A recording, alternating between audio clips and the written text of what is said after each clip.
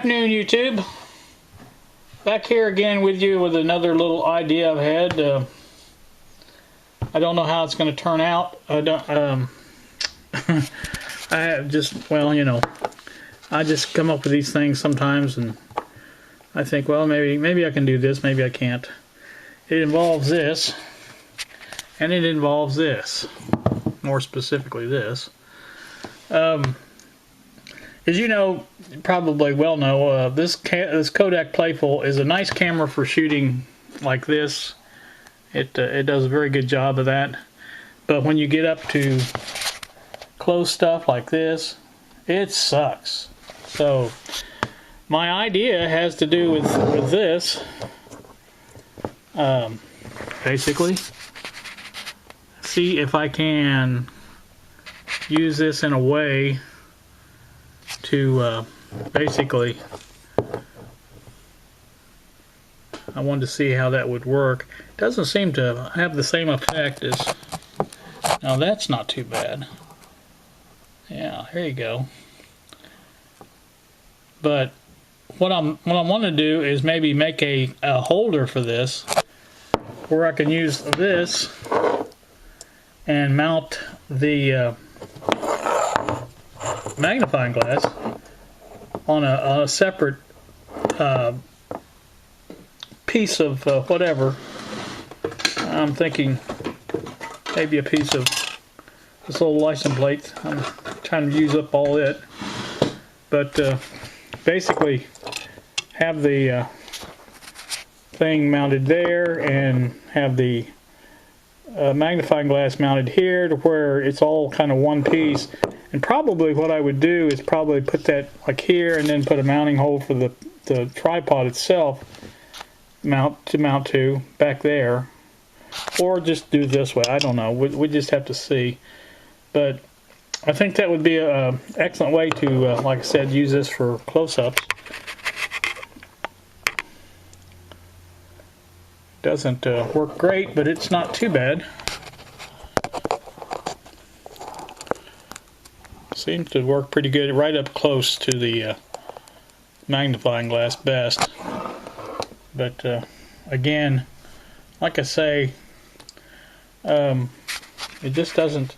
Without that, if you get it this close, it's just too close. I wonder what it looks like with my finger there. I'll have to look at this footage once I get it done, but I think that would help a lot, and even I could probably use it with the other camera as well, and see how well it works with that. They have a lot of these lenses on eBay for macro lenses, they call them, that may be a little bit different than this. I don't know for sure. And there's even one here on what do you call it there? That could be used, I bet.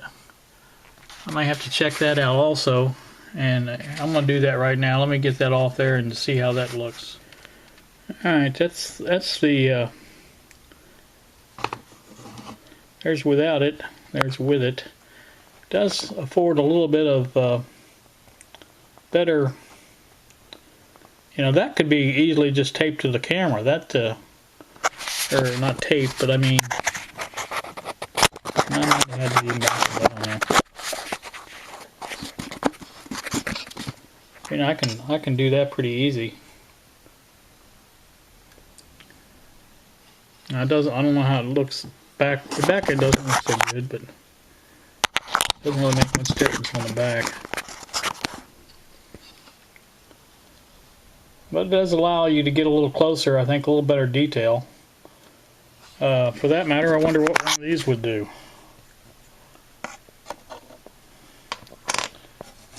There's two of these on here. See, now this is actually looking the wrong way, but anyway, let's see what these look like.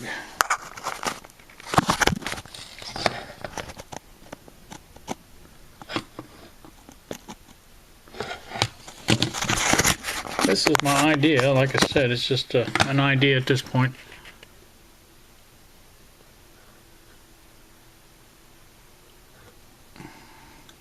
But I like to use this camera a little closer up sometimes, and I think a a macro lens might be just what I need.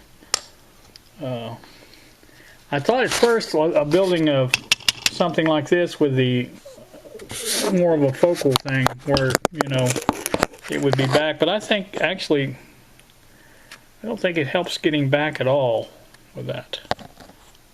So I think you get your best look at it right up close to the lens.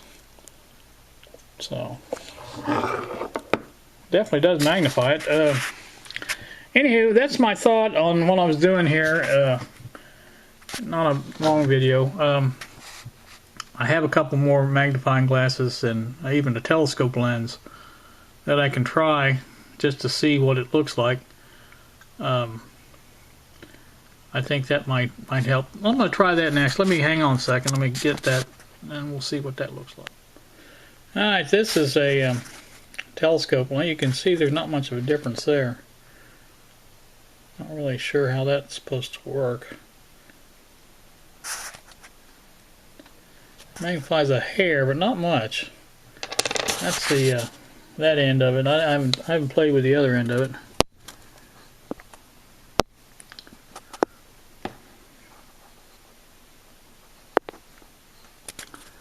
So, like I say, I don't know. Like I say, this one seems to be about the best, I think, so far, because it's easy to move and that. So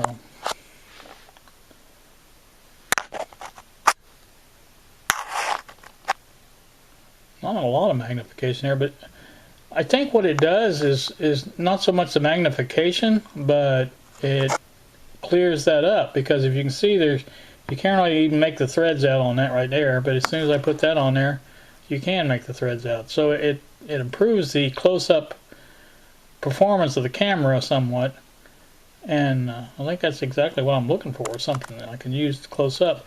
Now, I don't know about this, because as you can see, it's much clearer without it there, but the thing of it does make a difference, so that's what I'm kind of looking for here.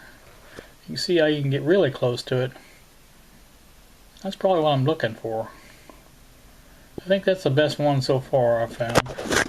Anyway, I just thought I'd share that with you and see what you all thought.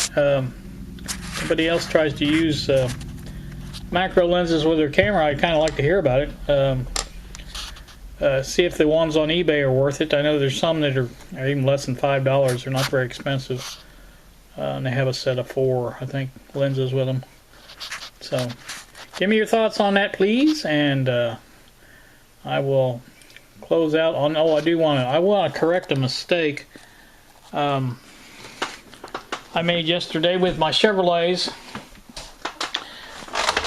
Travel down the hallway here with me.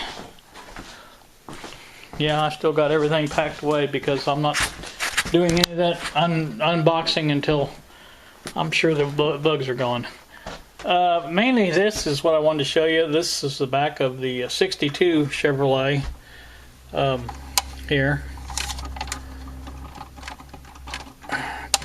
I can't get that open. Anyway, it doesn't matter.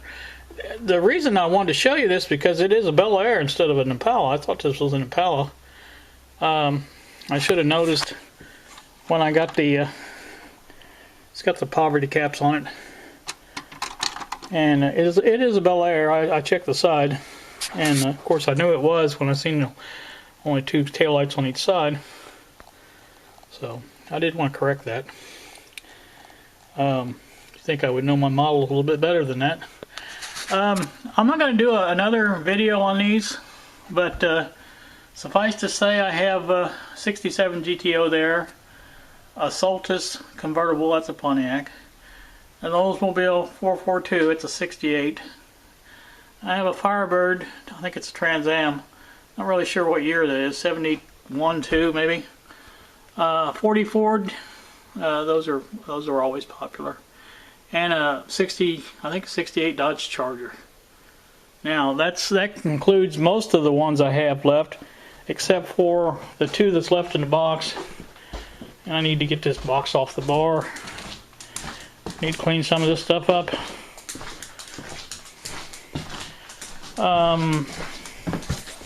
what I have left in the box is another Ford,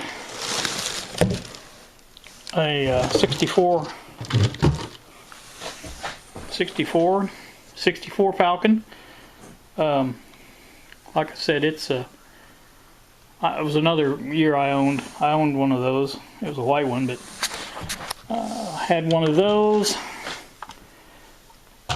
and I didn't have. This is another kind of a favorite of mine. Is this DeSoto? I think it's a 61 DeSoto Adventure, and it's also missing a grill piece there. But I always like the body style of that. And last but not least, trying to see if the pieces are in here. Don't see it. Is a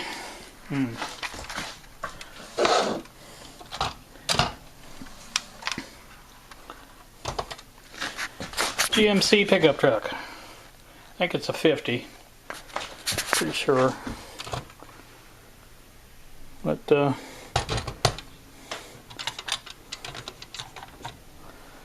anyway, it's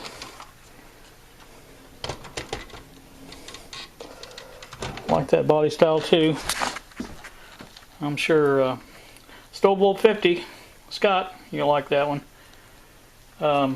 Anyway, that concludes all my 18th scale models, and like I say, I hope I can find the rest of those parts. You can see I had bubble wrap galore here, but that doesn't always assure you know, perfection. So I'm gonna make sure I double check that really good before I fill all that out, because it seems like some of that stuff should be there. There's a piece right there, and I think that's I know exactly what that is. That's that for that 60 Chevrolet. Okay, anyway, I mainly was here for the magnifying glass and the close-up macro lens on that. So like I say, if you guys have any thoughts on that, give me a shout for that, and your opinions or whatever. And other than that, I guess that's about all I got for this time. So thanks for watching. Have a great day.